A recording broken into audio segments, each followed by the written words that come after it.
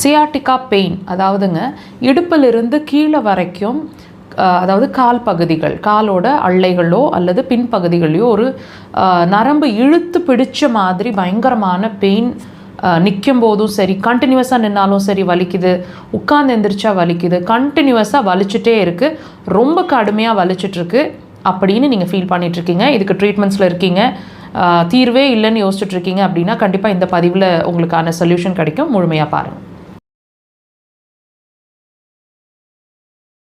இந்த சியாட்டிகா பெயினால் ரொம்ப நாளாக சஃபர் ஆகிட்ருக்கீங்க, மாத்திரைகளில் மருந்துகளில் இருக்கீங்க, மருந்து எடுக்கிற வரைக்கும் அந்த வலி இல்லாமல் தெரியுது, மருந்துலேருந்து வெளியே வந்தாலோ அல்லது மருந்து சாப்பிட மறந்துட்டாலோ தீர்ந்துட்டாலோ வலி பயங்கரமாக இருக்குது, நடக்க முடியல, உட்கார முடியல, ரொம்ப அவஸ்தையாக இருக்குது, இந்த மாதிரி ஃபீல் பண்ணிகிட்ருக்கீங்க.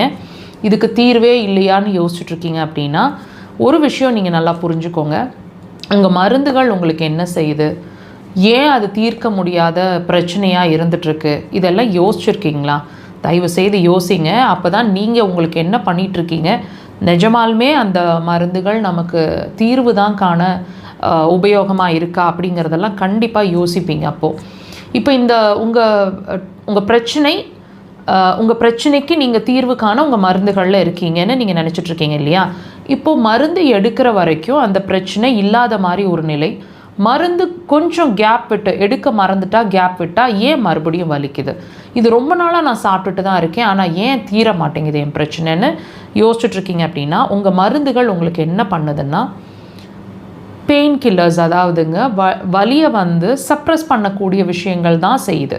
வலியை உங்கள் உடம்பு உங்களுக்கு உணராத வகையில் வச்சுருக்கிற வேலை மட்டும்தான் செய்யுது. ஸோ இது தீர்வு இல்லைங்களா? ஒரு விஷயம். ஏன் அதை தீர்க்க முடியல, ஏன் நம்ம கண்ட்ரோலிங்லேயே இருக்கிறோன்னு யோசிச்சுருக்கீங்களா? அடுத்த கேள்வி. யோசிச்சிங்கன்னா மட்டும்தான் உங்களுக்கான சொல்யூஷன் கிடைக்கும். ஸோ யோசிக்க ஆரம்பிங்க.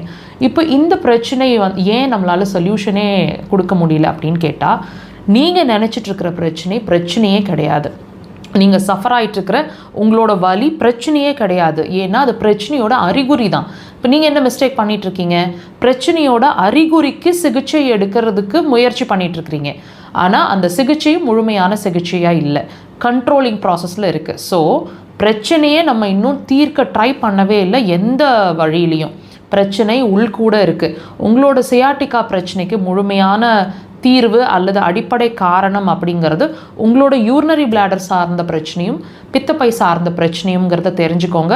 இப்போது பிரச்சனைக்கான காரணத்தை தெரிஞ்சுக்கிட்டோம், தீர்வு அக்குபஞ்சரில் இருக்குது. கண்டிப்பாக ட்ரை பண்ணி பாருங்கள்.